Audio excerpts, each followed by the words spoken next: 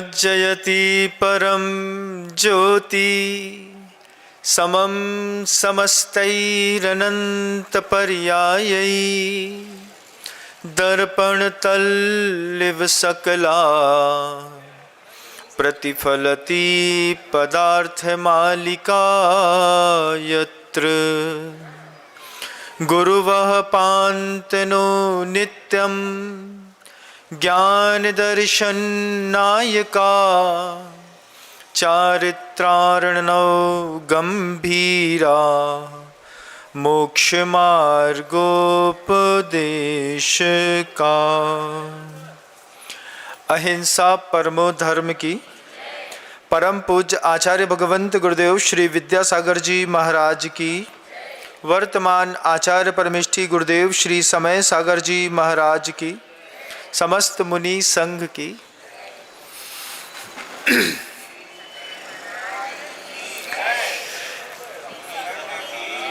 हमारी उम्र उस वक्त 13-14 साल की रही होगी।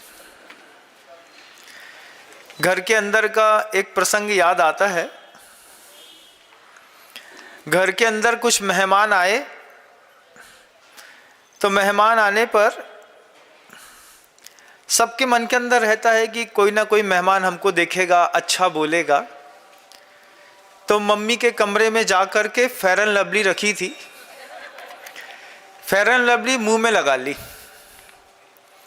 मुंह में लगा ली, शर्ट बदल लिया, बाल कंघी वंगी अच्छे से किए और आकर के मेहमानों के सामने आकर के खड़े हो गए।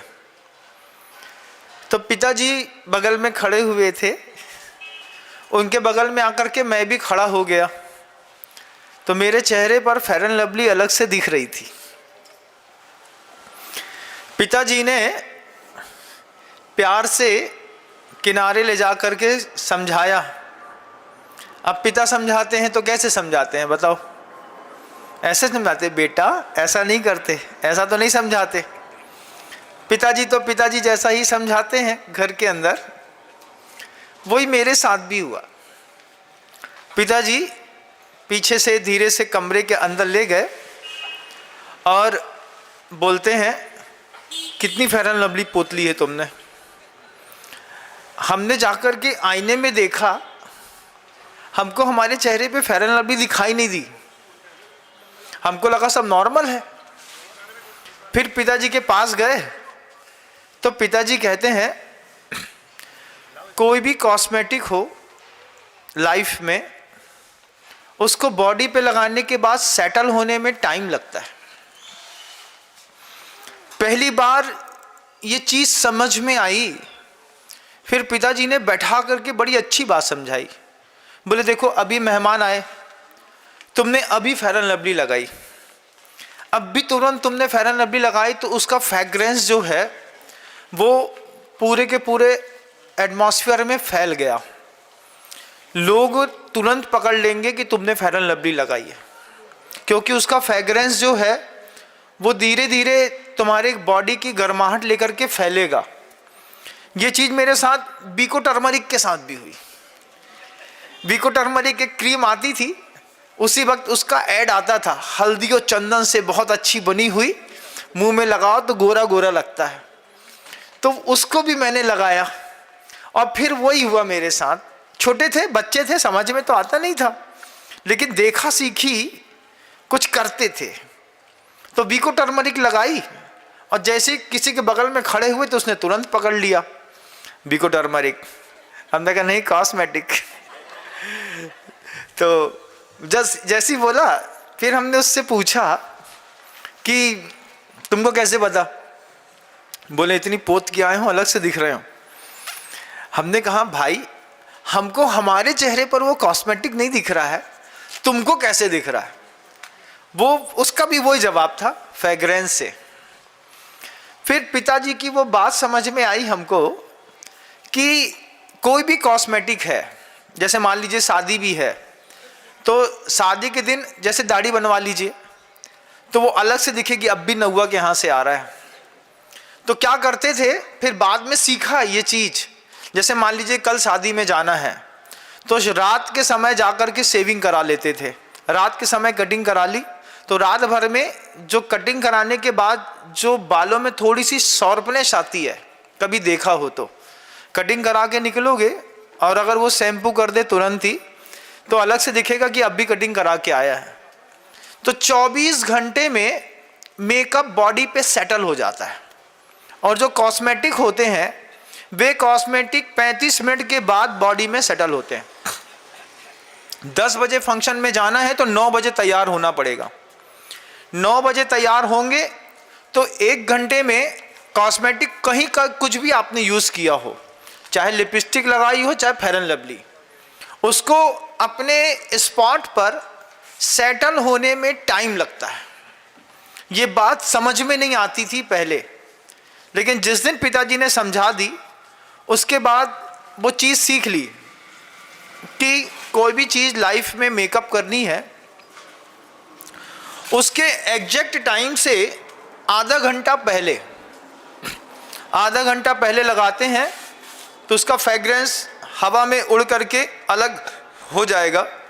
फिर बॉडी की गर्माहट सबकी अलग अलग होती है, तो बॉडी की गर्माहट अलग अलग होने के कारण कई बार आपने देखा होगा कि फेयर एंड लवली या कोई भी कॉस्मेटिक चेहरे पे लगाओ तो पसीना आने लगता है। उसके पीछे के भी लॉजिक फिर बाद में समझ में आए कि वो जो पसीना आ रहा है उसको आ जाने दो, हल्के से कपड़े से ऐसा ऐसा कर लेते थे, वो पसीना निकल जाता था और मेकअप बना रहता था। उस ज़माने में तैयार होने का सिर्फ एक साधन था बंधुओं, फेयर एंड लवली।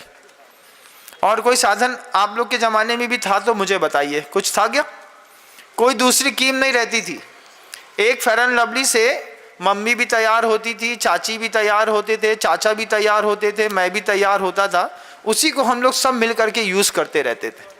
आज ज़माने ने बहुत तरक्की कर ली, शहनाज आ गई, आज ज़माना बहुत लग्जीरियस है, लेकिन ये चीज़ अभी तक बहुत सारे लोग नहीं सीख पाए होंगे कि लाइफ में कोई भी चीज़ जो हम बाहर से लाते हैं उसको सेटल होने में टाइम लगता है।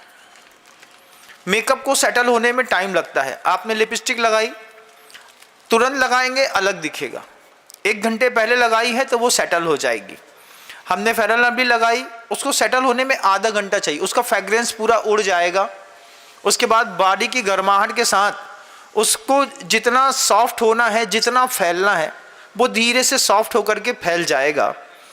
ये बात 14 साल की उम्र में पिताजी से सीख ली थी। उसके बाद 16 साढ़े 16 साल की उम्र में एक आध बार गलती हुई हो तो हुई हो, उसके बाद कभी भी मेकअप को सेटल करने के लिए हमने तुरंत यूज़ नहीं किया। 20-21 साल के बाद तो ज़रूरत ही नहीं पड़ी। फिर आचार्य जी के पास जब मैं आया तो यही बात गुरु जी ने कही। दीक्षा देने के बाद जैसे हम लोग की दीक्षा हो गई, उसके बाद गुरु जी बोलते हैं, देखो आप लोग सब समझदार हैं, पढ़े लिखे हैं, पढ़े लिखे होने के बाद भी इन महाव्रतों को लाइफ में सेटल होने में टाइम लगता है। दीक्षा ले ली, उसी दिन से मुनिराज हो गए, ऐसा नहीं, उसको भी सेटल होने में टाइम लगता है। जैसे ही गुरुजी ने वही शब्द दोहराया कि सेटल होने में टाइम लगता है, और तुरंत पिताजी की याद आ गई। हमने कहा पापा घर में बोलते थे कि मेकअप को सेटल होने में टाइम लगता है, यहाँ गुरुजी बोलते हैं व्रतों को सेटल होने में टाइम लगता है। उसके बाद गुरुजी का समझाना इतना गजब का था। गुरुजी कहते थे अपनी पर्सनालिटी, अपनी इमेज, अपनी परफॉर्मेंस एग्जैक्ट टाइम पे अगर करोगे तो फेल हो जाओगे। आपके घरों के अंदर होता होगा, वैसे तो पुरुष प्राय करके गोल्ड नहीं पहनता, लेकिन सास आ जाए या ससुर आ जाए या साली आ जाए तो धीरे से क्या कहता है, एक चैन निकाल देना हमारी। और मान लो ससुराल जाना हो तो फिर 3 अंगूठी आप क्या करते हैं, अपनी उंगली में डाल करके एक चैन पहन करके जाते हैं, लेकिन वो गोल्ड भी आपकी बॉडी में सेटल नहीं होता। आप अलग चमकते हैं, आपका गोल्ड अलग चमकता है, तो दूर ही से समझ में आ जाते हैं इतने काले हाथ में इतनी पीली अंगूठी 1.5 साल बाद पहनी गई है, इसके पहले नहीं। तो उसमें भी देखिए सीखने की चीज़ है, अगर बात समझ में आ जाए तो। उसमें भी कमाल होता है। जो लोग रेगुलर हाथों में अंगूठियां पहनते हैं, उन अंगूठियों की शाइन व्यक्ति की बॉडी की साइन के साथ सेटल हो जाती है। और अगर दोनों की साइन सेटल नहीं हो पाई तो लोग दूर से पकड़ते हैं कि ये वैसे तो गोल्ड नहीं पहनता है, लेकिन सिर्फ दिखाने के लिए गोल्ड पहना है। ये बात बड़े होकर के हम लोगों ने खुद सीखी, किसी ने सिखाई नहीं।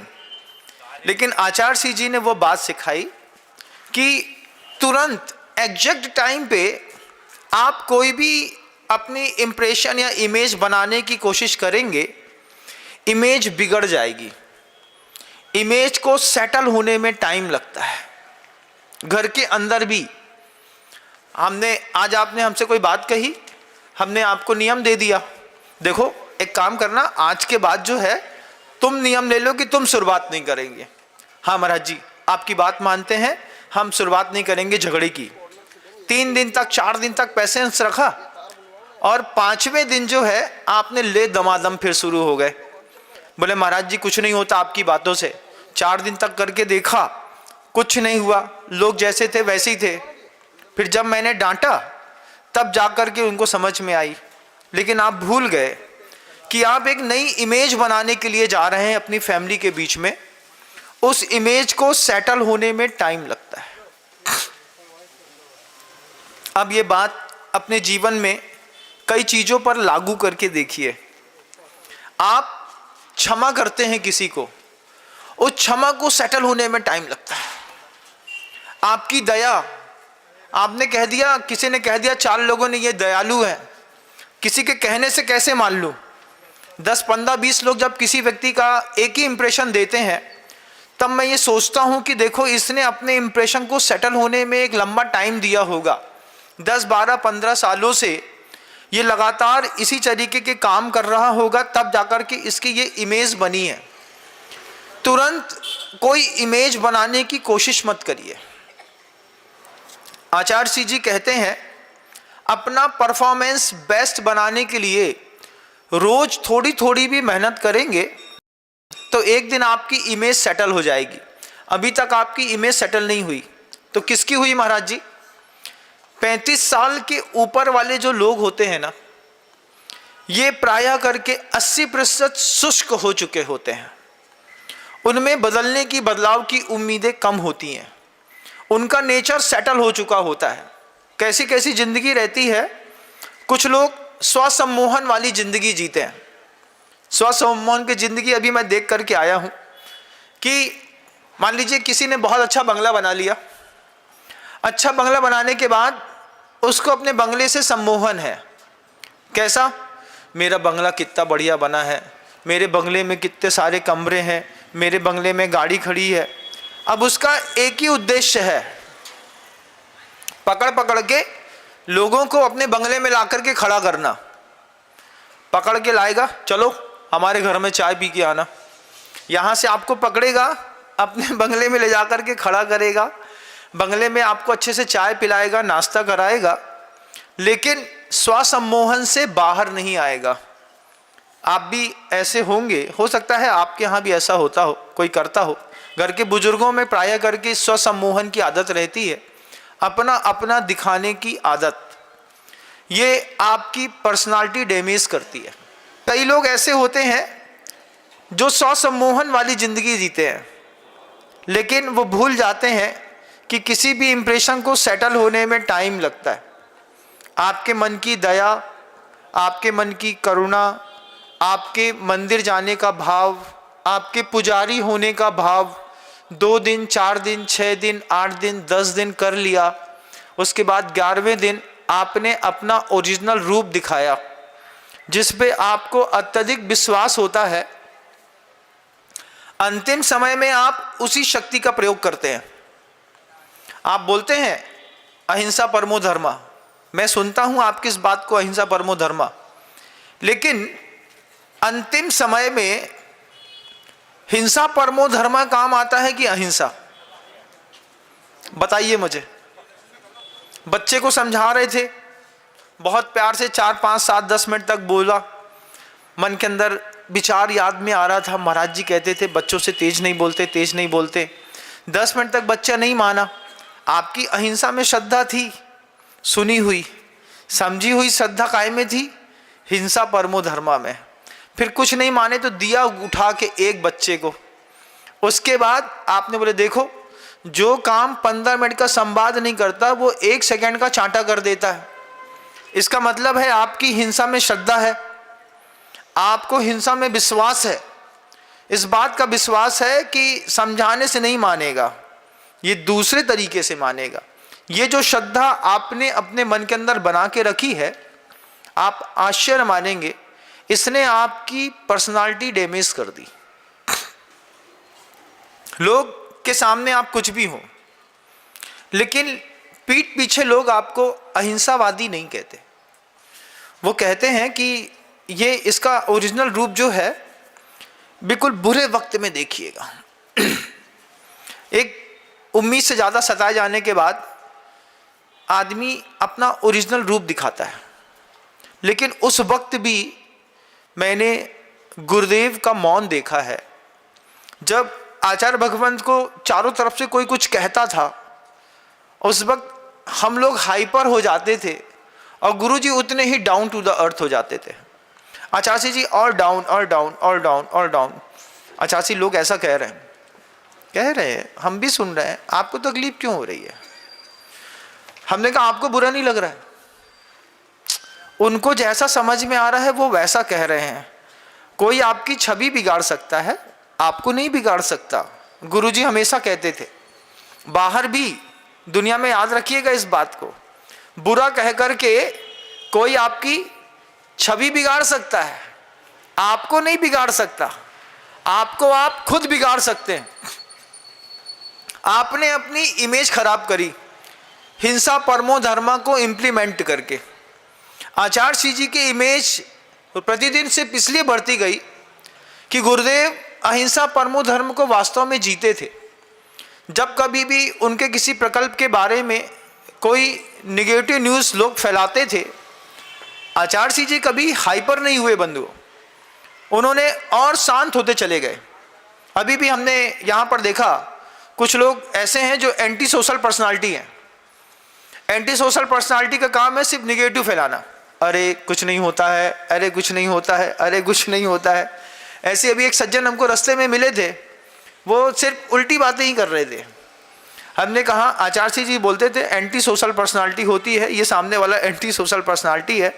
मैं 4 महीने से मेहनत करके उसको मैंने गिव अप करके तैयार किया है, ये बोल रहे हैं कुछ नहीं होता है। लेकिन उनको जब सही जानकारी दी गई तो उनको लगा कि हमने 4 महीने तक एक पवित्रतम क्षेत्र की इंप्रेशन खराब करके कर्म का बंद किया है। कोई मंदिर बनता है, कोई साधु खड़ा होता है, कोई श्रावक खड़ा होता है, मंदिर के अंदर कोई पुजारी खड़ा होता है नया, वो आप लोगों की छोटी सी गलती से टूट जाता है। एंटी सोशल पर्सनालिटी मंदिर के अंदर भी काम करती है। 22 साल का कोई लड़का है और मंदिर के अंदर पहली बार धोती दुपट्टा पहन करके पूजा करने आ गया। उसको महाराज जी ने समझाया होगा, बेटा पूजा करनी चाहिए, जाना चाहिए। वो धोती दुपट्टा पहन करके संकोच में आया, उससे धोती नहीं संभल रही, और आपने पहली बार में उसके ऊपर हंस दिया। जे एक नए पुजारी पैदा हो गए जे और आ गए। उसके कान में बात चली गई। फिर 3 लोगों ने उससे कह दिया प्यार से, कहा भैया आज तुम पूजा करने गए थे। अब उसको इतना ऑड लगता है।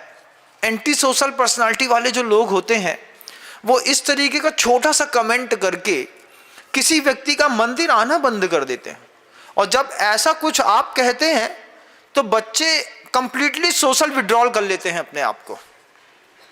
वो कहते हैं हमको तुम्हारे मंदिर और मस्जिद से कोई मतलब नहीं है। हम एक तो ले दे करके भगवान का अभिषेक करने गए थे, वहाँ पर भी 4 महिलाएं हमको घूर के बोल रही थी, अच्छा जो कौन को आए, कल्लू को आए, जल्लू को आए, मल्लू को आए, कौन को मोड़ा है, समझ में नहीं आया।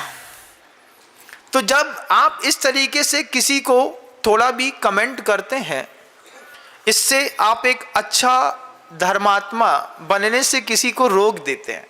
ऐसा होता है क्या? आप लोग कभी कोई करते किया है आप लोगों ने कभी ऐसा? कभी न कभी मजाक में ही सही, लेकिन किसी से कहा जरूर होगा, जबकि उनके पुण्य की अनुमोदना करनी पड़ती है। कैसे?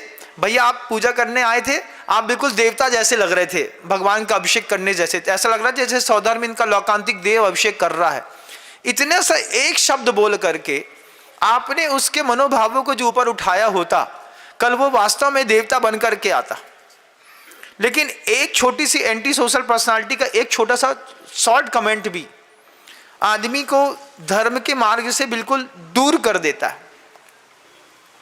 गुरुदेव के पावन पवित्र प्रकल्पों में कितने सारे लोग हैं जो इस तरीके का काम करते हैं, जो बार बार इस चीज़ को फैलाते हैं कि अरे कुछ नहीं हो रहा है, कुछ नहीं हो रहा है, कुछ नहीं हो रहा है। उन्होंने वास्तव में जाकर के उस स्पॉट को देखा भी नहीं होगा जहाँ पे काम हो रहा है, लेकिन वो कहते हैं कुछ नहीं हो रहा है। एक बात ध्यान रखिएगा, तीर्थ के निर्माण में अवरोधक बनने वाले सांस लेने की बीमारी से इतने ग्रसित होते हैं, उनको सांस लेना भी बड़ा कठिन हो जाता है, ऐसे कर्म का बंद करते हैं।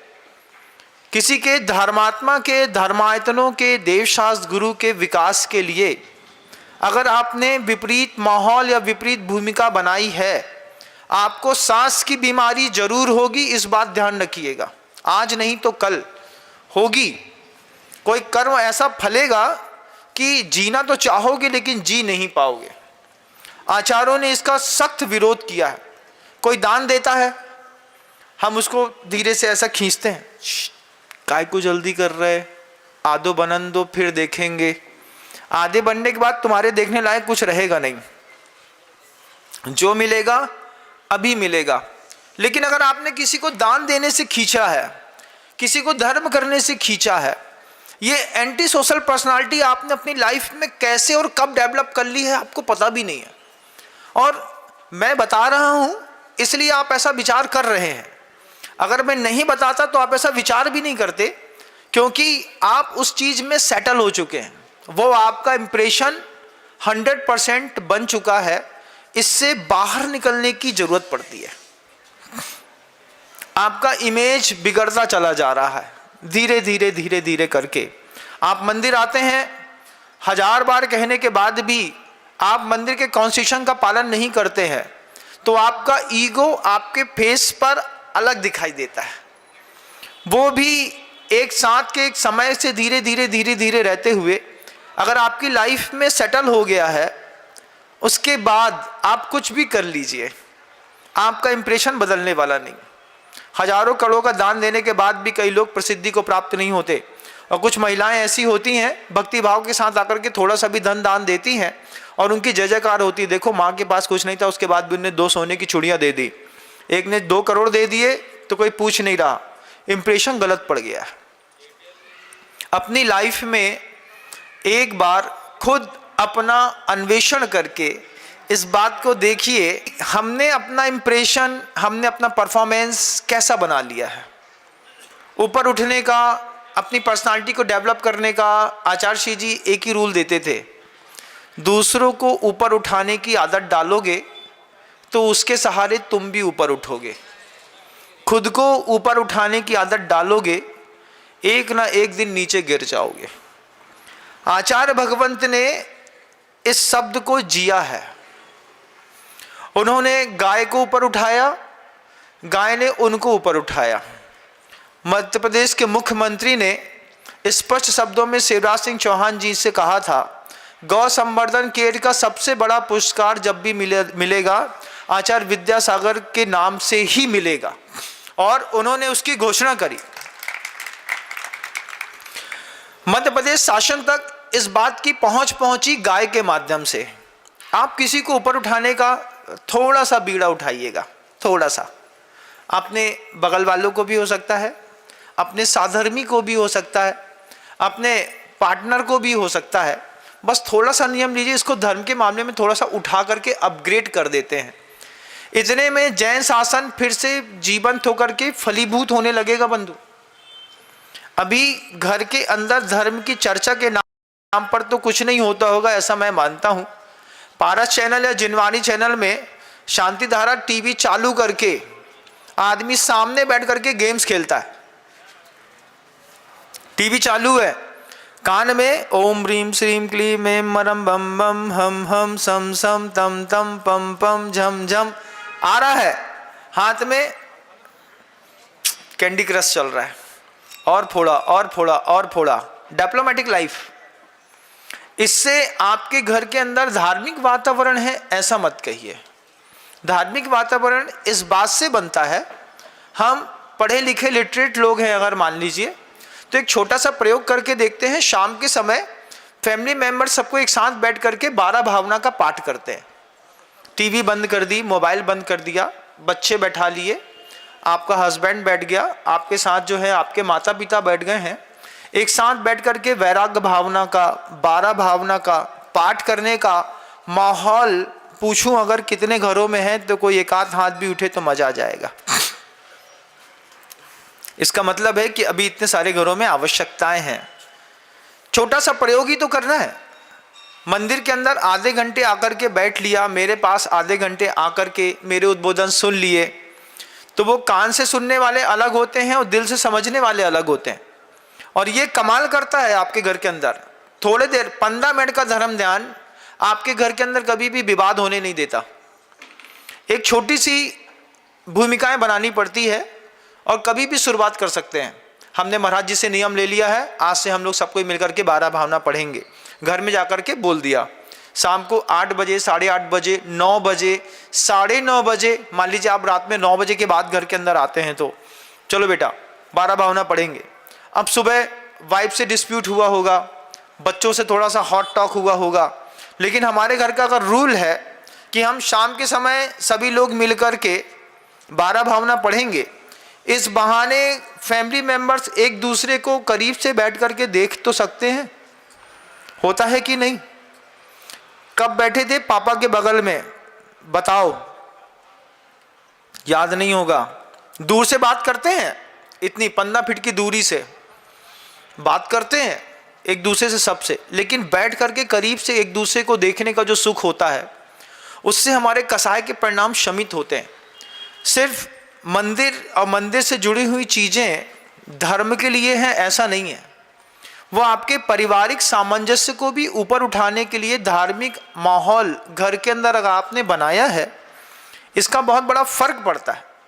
अभी यहाँ पर 2-3 लोगों ने हाथ उठाया कि हमारे घर के अंदर पाठ होता है, उनके अंदर घर के अंदर का माहौल बिल्कुल अलग होगा। आपके घर के अंदर कभी ऐसा माहौल नहीं है तो एक बार बनाने की कोशिश करिएगा। एंड्रॉयड का माहौल होगा, टीवी का माहौल होगा, डीजे का माहौल होगा, लेकिन स्त्रोत पाठ का कोई माहौल नहीं है। छोटा सा नियम चॉकआउट करके अपने यहाँ पे चिपका दीजिए। सोमवार के दिन हम सब मिलकर के भक्तामृत स्तोत्र का पाठ करेंगे, मंगलवार के दिन सभी लोग मिलकर के वैराग्य भावना का पाठ करेंगे, बुधवार के दिन सभी लोग मिलकर के 12 भावना का पाठ करेंगे, इसके बाद 16 कारण भावनाओं की माला फेरेंगे, फिर किसी कल्याण मंदिर स्तोत्र का पाठ करेंगे। अगर एक चैप्टर सिलेबस भी बना लिया है 7 दिन का और अपने फैमिली मेंबर्स में सबको बुला करके शांति से अगर हम स्तोत्र पाठ भी कर रहे हैं 15 मिनट का, मंदिर का 1 घंटे का धर्म ध्यान, 15 मिनट का घर का धर्म ध्यान, 15 मिनट का भारी पड़ेगा, बहुत अच्छा लगेगा आपको। कभी प्रयोग करके देखिएगा। इससे आपका दिमाग और आपके फैमिली का दिमाग की ट्यूनिंग, अलाइनमेंट एक जैसा जम जाएगा, कोई चक्का फूटेगा नहीं। 4 गियर वाली गाड़ी में पहले तो सिर्फ आगे के 2 चक्कों में अलाइनमेंट कराना पड़ता था, अब पीछे भी अलाइनमेंट कराना पड़ता है। पीछे के चक्के का अलाइनमेंट नहीं होगा, 50 किलोमीटर गाड़ी चलाइए, एक चक्का नियम से फूट जाता है, फूट करके बाहर निकल जाएगा। मेरी आंख के सामने अभी हम बिहार कर रहे थे, हमारी आंख के सामने चक्का फूटा। हमने पहली बार देखा कि इतनी हाइपर स्पीड में मारुति कार का चक्का निकल करके आगे चला गया। अलाइनमेंट के लिए धर्म ध्यान 15 मिनट का मात्र घर के अंदर, आपको बहुत अच्छा लगेगा। ये इससे मुझे कुछ मिलने वाला नहीं है। गुरुजी कहते थे कि दूसरे के ऊपर उठाने के रूल्स खुद बनाओ, तैयार करो। आचार्य भगवंत ने हम लोग को कहा, हम लोग रात में 9, सवा 9 बजे सो जाते थे, तो आचार्य जी बोलते 9 बजे नहीं सोना चाहिए। तो कहा गुरुजी से कि आचार्य जी नींद तो आती है, प्रमाद बहुत आता है। बोले 9 बजे 12, 14 साधु एक साथ मिलकर के पाठ किया करो। तो 9 बजे पाठ करोगे तो 10:15 बजे रात तक पाठ होगा, फिर 10:15 बजे रात को सो और 2:45 बजे उठ जाओ। तो आचार्य भगवंत का तो नियम था, वे 10:15, 10:30, 10:15, 10:30 से पहले कभी नहीं लेटे। हम लोग से कहते थे, हम लोग इस चीज़ में प्रमाद करते थे, सामायिक कर ली, सत्वेषु मैत्री का एक 12 भावना का पाठ कर लिया और लेट गए। लेकिन आचार्य भगवंत के साथ रहते थे तो रात में 450 गाथाएं गुरुदेव हमेशा समय सार की, जिनको याद रहती थी वो पढ़ते जाते थे, वो सुनते चले जाते थे, और 10:15, 10:30 देखते देखते बच जाता था। ये चीज़ अपने घर के अंदर सिर्फ 15 मिनट के लिए आपकी इमेज सुधार देगी, आपका परफॉर्मेंस सुधार देगी, आपकी प्रेस्टीज घर के अंदर बदल जाएगी। अभी अगर मान लीजिए परिवार के लोग एक दूसरे से भागते होंगे, थोड़ा बहुत तो भागते ही होंगे, ऐसा तो होता ही है हर घर में, इतने तो शरीफ नहीं है अपन लोग कि हमारे घर का फैमिली मेम्बर सब साथ में मिलकर के भोजन कर लें, ये तो दिन खत्म हो गए ना। थोड़ा बहुत तो जेनरेशन गैप एक दूसरे के बीच में आ ही जाता है, आदमी आड़ करता है। पिताजी नीचे वाले कमरे में है तो लड़का उठ करके ऊपर वाले कमरे में चला जाएगा और मम्मी को बता जाएगा, पापा चले जाएं सो बता देना नीचे जाएंगे, पापा के सामने नीचे नहीं आएंगे। आपके घर में ऐसा नहीं होता? नहीं होता? आप लोग यहाँ? हमारे यहाँ होता था, वो आते थे हम चले जाते थे, हम बोलते थे वो आ गए हैं अब मुझे जाने दो, अब जब वो चले जाएंगे तो फिर मैं आ जाऊँगा। जनरेशन गैप इसको कवर करता है घर के अंदर का धर्म ध्यान। अगर कोशिश करें वो सुधर जाए तो बहुत अच्छी बात है। और साथ ही साथ 3 चीज़ गुरुजी और कहते थे, वो भी मैं कह देता हूँ क्योंकि कल शायद हो सकता है अंतिम दिन हो, परसों अपन मिले या ना मिले यहाँ पे।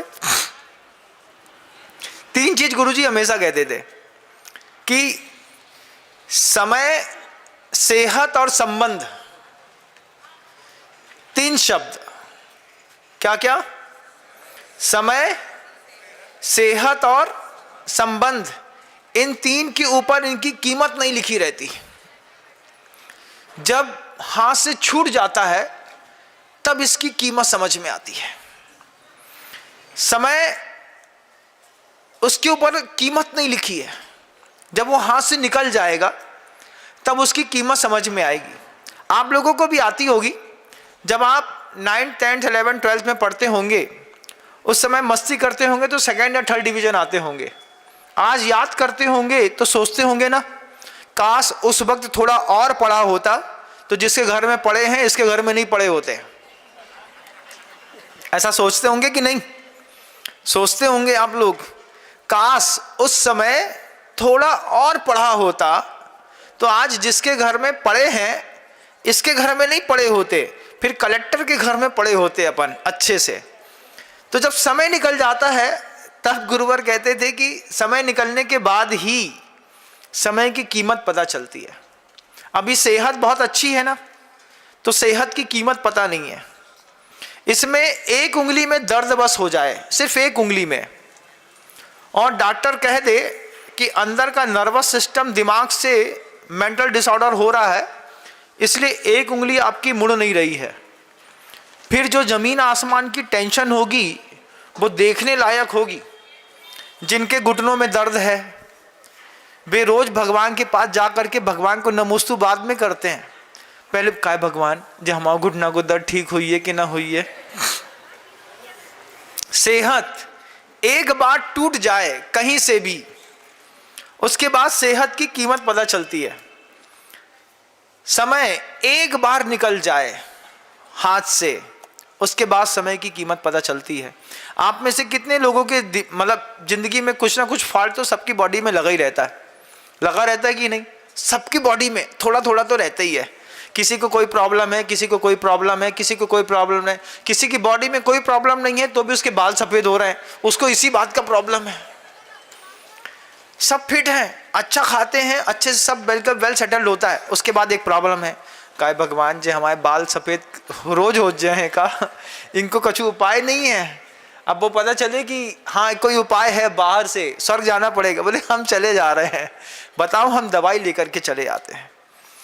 सेहत एक बार हाथ से निकल जाए उसके बाद सेहत की कीमत पता चलती है, लेकिन आज पता क्यों नहीं चलती? जब आपको बताया जाता है कि पेस्टिसाइड वाला खाना खाने से, बाहर का खाने से आपका स्वास्थ्य खराब होता है तो आपको बिल्कुल पता नहीं चलती। अभी कल ही हम लोग चर्चा कर रहे थे कमरे के अंदर, तो बात निकली तो लोगों ने कहा कि महाराज जी आप इसको पब्लिक भी कर दीजिएगा। तो मैं आपको बता देता हूँ, हम लोग एक सागर के पास एक गांव है बेगमगंज, आपने नाम सुना होगा। तो उस बेगमगंज में थे, बेगमगंज से हम लोग जा रहे थे गैरतगंज, बीच का रास्ता पड़ता है। तो वहाँ पर पापड़ बेलने वाली बहुत सारे लोग काम कर रहे थे, तो हमने खुशबू आ रही थी, तो हम लोग ऐसे चलते चलते बोल रहे थे, हमने कहा मूंग की दाल के पापड़ की खुशबू है। तो बगल वाला कहते नहीं उड़द के दाल की भी है। तो आगे चल के थोड़ी देर आगे चले, उसने कहा लहसुन के पापड़ की भी खुशबू आ रही है। 3 4 5 खुशबुएं मिक्स होकर के आ रही थी। जब हम लोगों ने उसकी पापड़ की फैक्ट्री देखी तो हम लोगों ने क्या गजब की चीज देखी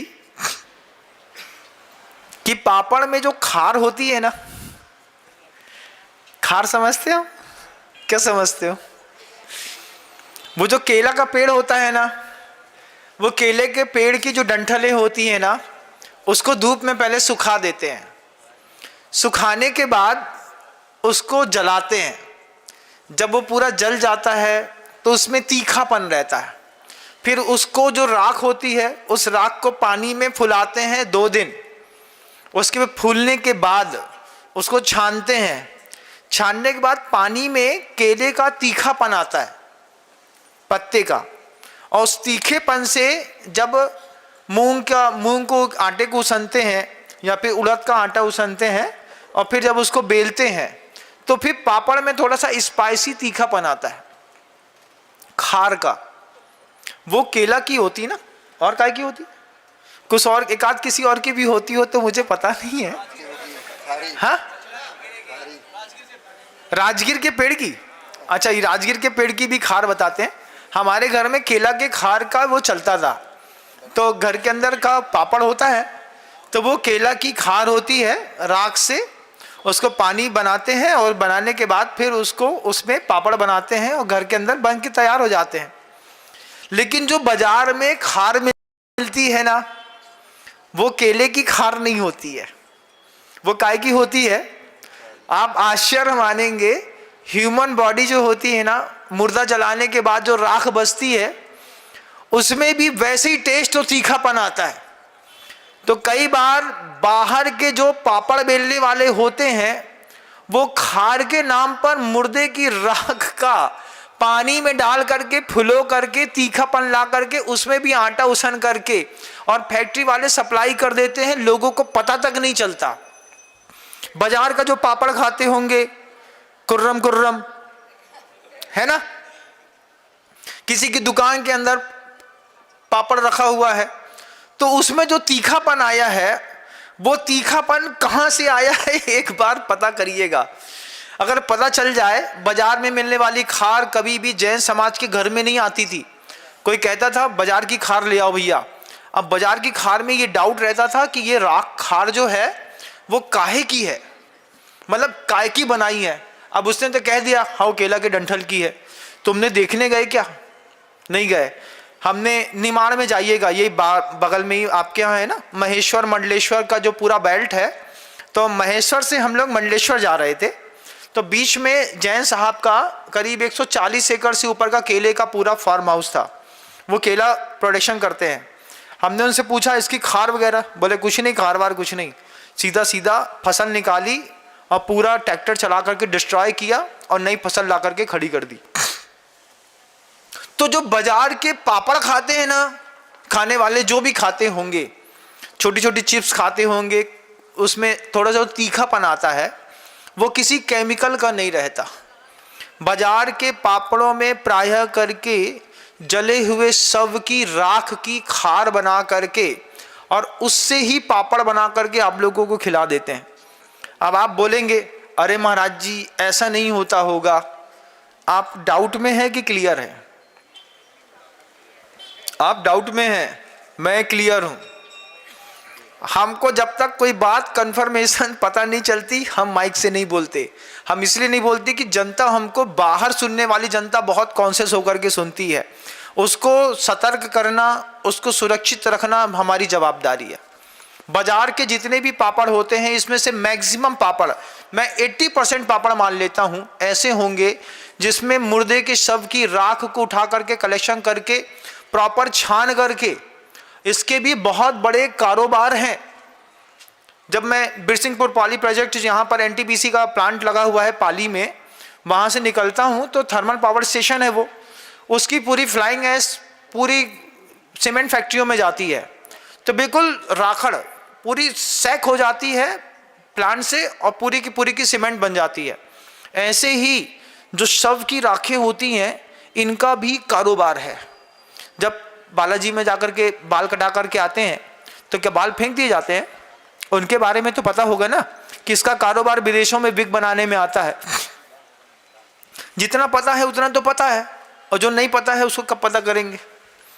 अब मान लो अभी घर के अंदर बाजार के पैकेट का पापड़ खोलो, अच्छी लहसुन की खुशबू आ रही है, उसके तल लिया, पता चला शुद्ध तेल में मुर्दे की राख का पापड़ उसन करके तुमको खिला दिया और तुमने खा भी लिया। अरे महाराज जी उसमें क्या है, राख तो शुद्ध होती है, ऐसा बोलते हैं लोग, जलने के बाद सब शुद्ध होता है। ऐसा अगर आपकी मानसिकता है तो कोई बात नहीं, हाँ महाशिव के भक्त होंगे तो आप राख खा सकते हैं, इसमें तो कोई बड़ी बात नहीं है। लेकिन प्रायः करके ये सारी चीज़ें अशुद्ध होती हैं जब शरीर पर इसका दुष्प्रभाव पड़ता है और फिर बड़ी बड़ी बीमारियां होती हैं, और जब डॉक्टरों के यहाँ जाकर के पता चलता है कि इस बात के 12 लाख लगेंगे, इस लाख के 8 लाख लगेंगे, एक सिटी स्कैन करा लो बस एक बार, 12-14 हज़ार हाथ से तुरंत खिसक जाता है। फालतू में बैठे बैठे का एक लफड़ा सामने खड़ा। लेकिन सेहत की कीमत कब पता चलती है? जब सेहत हाथ से निकल जाती है। अमित ने 1000 कोशिश करी होंगी आपके इंदौर के कि उसका तबला कम हो जाए, लेकिन उसका तबला कम नहीं हुआ। वो भी हमसे यही कहते हैं, बोले महाराज लाख कोशिश कर लो, एक बार दुबले से मोटे हो गए, मोटे होने के बाद बैक लेना बड़ा मुश्किल है। आचार्य भगवंत कहते थे समय, सेहत और संबंध एक बार हाथ से निकल जाए उसके बाद तीनों की कीमत सबसे ज़्यादा नजर आती है, और तीनों में कीमत लिखी नहीं होती। बरौनी वाली से जो आपके संबंध हैं इसकी कीमत कुछ नहीं है, जब तक अच्छे चल रहे हैं तब तक तो 1200 की है, और जिस दिन बिगड़ जाए उसी दिन कितने की कीमत है। अरे रेखा तुम काय को चिंता कर रही, हम तो हैं, हाँ जे ले लो, एक पायल बिछिया ले लो, लेकिन तुम काम में आओ। क्यों? क्योंकि संबंध बिगड़ने के बाद संबंध की कीमत समझ में आती है, सेहत बिगड़ने के बाद सेहत की कीमत समझ में आती है। तो पहले से सावधान रहिएगा। अभी न्यूज एंड इवेंट्स में, करंट अफेयर्स में जो डॉक्यूमेंट्स रिलीज किए हैं उसने सबसे बड़ी बात बताई है कि कॉस्मेटिक के मामले में बालों में लगाने वाले हल्के कॉस्मेटिक जिससे आप बाल काला करते हैं, इससे आंख के रेटिना का कैंसर होना शुरू हो गया है। बालों में डाई लगाते हैं, उस डाई का असर, जब डाई सेटल होती है, कोई भी चीज़ है ना कॉस्मेटिक है, सेटल होगी, जब डाई सेटल होती है बॉडी के अंदर तो उसके हाइड्रोजन से आंख के रेटिना का कैंसर होना शुरू हो गया है। अगर आपको भी कोई कॉस्मेटिक लगाने के बाद लगातार आंखें जल रही हैं, लगातार आपको ऐसा लग रहा है कि आंख बहुत जल रही है, फिर जल रही है, फिर जल रही है, तो उसके लिए मैक्सिमम कॉस्मेटिक यूज़ करने वाले लोग रात को सोते समय आंख में 2 बूंद शुद्ध घी डाल करके सोएं तो सुरक्षित माहौल मिल सकता है। अगर आपने इसका प्रयोग नहीं किया है तो इट मे बी पॉसिबल कि आपकी लगाई हुई डाई से आपकी आंख के रेटिने का कैंसर हो सकता है, या फिर आपने कभी अपने सिर में कभी चेक करके देखिएगा छोटे छोटे काले काले धब्बे हो रहे हैं क्या। बुजुर्गों में देखिएगा काले काले चित्थे पड़ना शुरू हो जाते हैं अचानक। वो अचानक नहीं होते हैं, वो कैंसर की प्राथमिक स्टेज है।